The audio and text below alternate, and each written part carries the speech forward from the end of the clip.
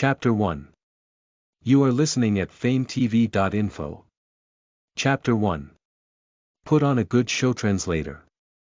Endless Fantasy Translation Editor.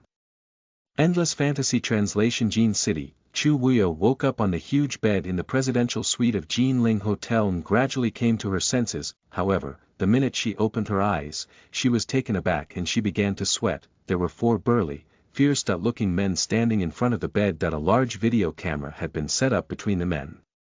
The camera's lens was pointed towards her and some tools were scattered on the bed. That moment, the men stared at her intently. She's awake. Good, let us begin. A woman in the lounge laughed wickedly as she spoke. Put on a good show. Tomorrow, I shall let the whole of Jean City view her best performance. The woman's face could not be seen as she wore a mask and a pair of sunglasses. Don't you worry, your satisfaction is guaranteed. One of the men, who was the leader, toyed with a fruit knife. His entire presence screamed violence and brutality. The rest of the men laughed along, making perverted sounds that would send shivers down one's spine. The 4 men approached Chu Wuyo and 2 of them climbed onto the bed hastily. Chu Wuyo took in shallow breaths, but she did not show any sign of fear on her face. Instead of retreating, she opened her mouth and spoke. If Mo Yen knows what you have done to me, what do you think will happen to all of you? In Jean City, Mo Yan's name was enough to strike fear into the hearts of these thugs. Her voice was not loud, but what she uttered was intimidating. She was calm and composed, her steadfast aura brought weight to her words. Mo Yen. You know Mo Yen. What's your relationship with Mo Yen? The 4 men's expressions shifted rapidly.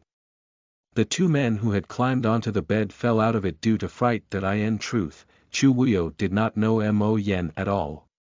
She made the remark in order to frighten them and buy herself some time. She sensed a great, uncontrollable urge rising up within herself.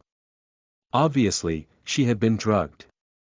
She must escape before she lost consciousness, otherwise, the outcome would be horrible. While the men were stunned, Chu Wuyo seized the opportunity by leaping out of the bed and she rushed toward the balcony. She had made a quick observation and determined that she could save herself by jumping out of the window. However, her heart sank when she reached the window. If Chu Wuyo decided to jump out of it from this height, her body would surely be broken to smithereens. Try jumping off the 33rd floor. I've planned all of this down to the last detail. Did you actually believe I would let you escape? The woman chuckled and her voice gave off a hint of perverted pleasure and satisfaction. Don't listen to her lies. Do whatever you want as long as you don't kill her. Never did the woman expect that at the next moment, Chu Wuyo climbed out of the window and jumped in the adjacent room, room 3302. Yi Lanchen had just taken a shower. He heard a noise and headed to the balcony to open the window.